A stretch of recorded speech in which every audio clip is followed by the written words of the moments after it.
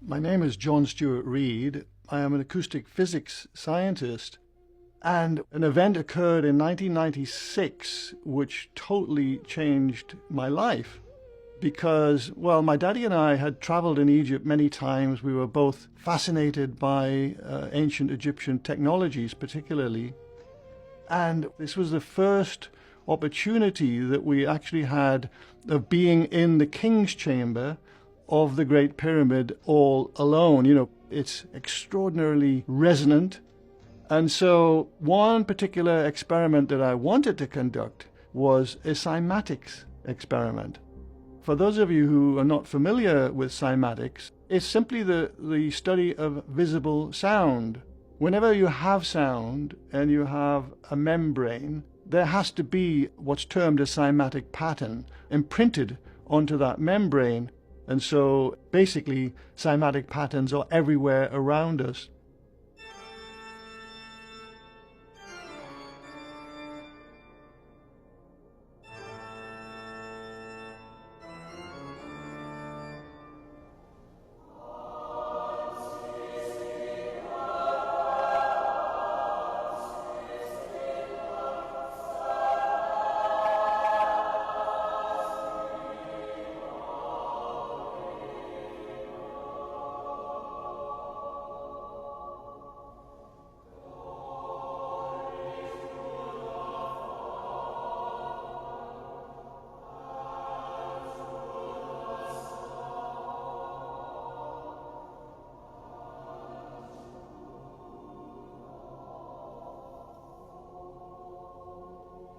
Anyway, we set up this really novel experiment to make visible the resonances in that granite sarcophagus. I placed a small speaker there, and about 20 minutes into the experiment, suddenly on the surface of the membrane came what appeared to be an ancient Egyptian hieroglyph. Now this was an astonishing moment in my life. This hieroglyph was the Djed pillar. Symbolically, it's the backbone of the god Osiris. And this cymatic Djed pillar wasn't static. It was snaking, really dynamically on the surface of the membrane. And every time we changed the frequency, a new hieroglyph would appear in the sand.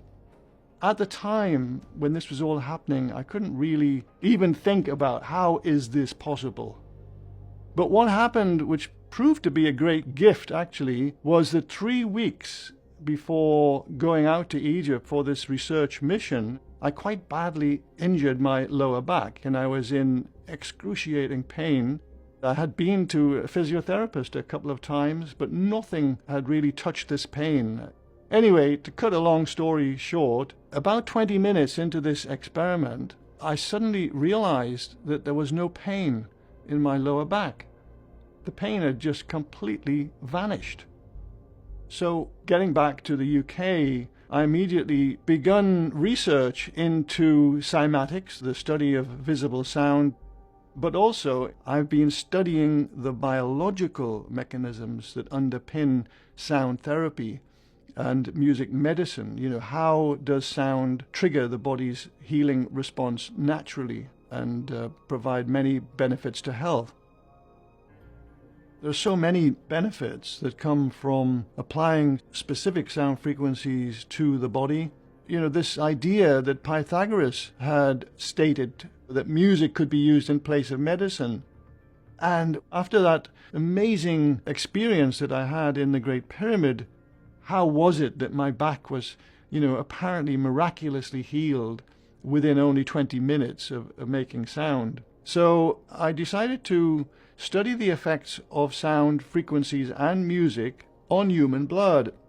And it consisted of very simple experiments. We would take a test tube of human blood in the lab incubator, which has a small speaker in it. Then 20 minutes of exposure of the blood in the music incubator, and it was hard to believe the results that we were seeing. Every type of music, every genre of music that we played to the blood produced a massive increase in the viability of the red blood cells. It was really astonishing. The blood was being super oxygenated. And then when we know that almost every healing mechanism in the body is supported by oxygen, so it becomes obvious that it's a very, very important discovery that we've made. And obviously it's one of the many mechanisms that we now know is at work in terms of health benefits when we are immersed in a sound environment. Particularly the low frequencies can be readily absorbed by our bodies and therefore have positive effects not only on our blood but also on many other aspects of our physiology.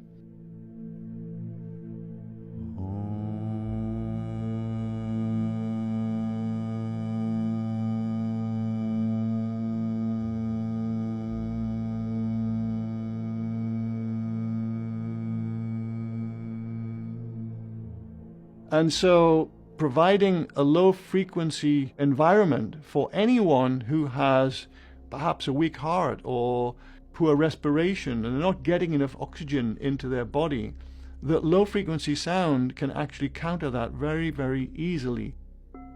So all these people, who are saying they've had wonderful experiences in gong baths, for example, or Tibetan bowl baths or crystal bowl baths, these are real effects. They're real medical effects and they can be measured. So the future, I believe, is very bright for sound therapy and for music medicine.